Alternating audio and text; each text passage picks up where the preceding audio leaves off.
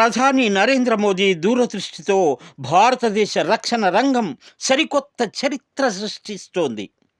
హిందూ మహాసముద్రంలో చైనాకు అడ్డుకట్ట వేసేందుకు మోదీ ఒక వ్యూహాన్ని పన్నారు.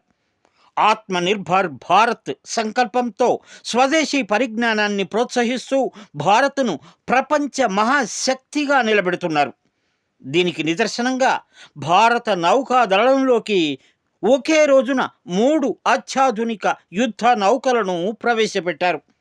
ఇది రక్షణ రంగ చరిత్రలో ఒక మైలురాయి. ప్రపంచ దేశాలు ఆశ్చర్యపోయేలా ఒకే రోజున 3 యుద్ధ నౌకలను చేర్చుకోవడం ఇది రెండోసారి మాత్రమే. ఇంతకు ముందు జనవరి 2025లో కూడా మోదీ ప్రభుత్వం ఒకేసారి 3 నౌకలను ప్రవేశపెట్టింది. సముద్రంలో ఎదురవుతున్న చైనా సవాళ్లను ముందుగానే పసిగట్టి వాటిని తిప్పికొట్టేలా ఈ 3 నౌకలను అస్త్రాలుగా మలిచారు.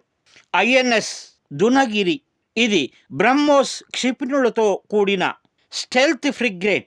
ఇది నౌకాదళానికి తిరుగులేని క్షిపణి శక్తిని అందిస్తుంది. ఐఎన్ఎస్ అగ్రై, ఇది యాంటీ సబ్మెరైన్ నౌక. ఇది హిందూ మహాసముద్రంలో శత్రు జలాంతర్గాములను వేటాడడంలో కీలకంగా మారుతుంది. ఐఎన్ఎస్ సంశోధక్, ఇది అత్యాధునిక సర్వే నౌక. ఇది సముద్ర గర్భాన్ని నిరంతరం పర్యవేక్షిస్తూ వ్యూహాత్మక పైచేయి సాధించేలా చేస్తుంది. ప్రధాని మోదీ నినాదమైన స్వదేశీ ఉత్పాదకతకు ఈ నౌకలు నిలువెత్తు సాక్ష్యాలు. ఈ 3 యుద్ధ నౌకల్లో ఏకంగా 75% పైగా స్వదేశీ పరిజ్ఞానాన్ని ఉపయోగించారు.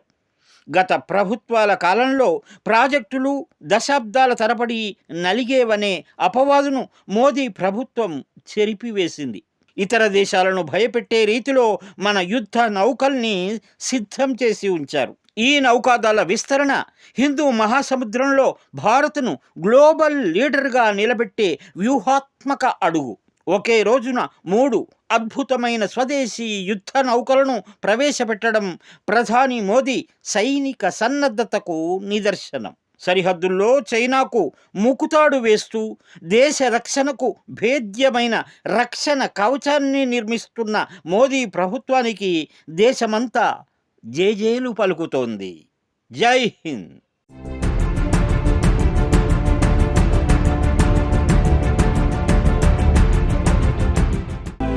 Mind Media, the voice of India.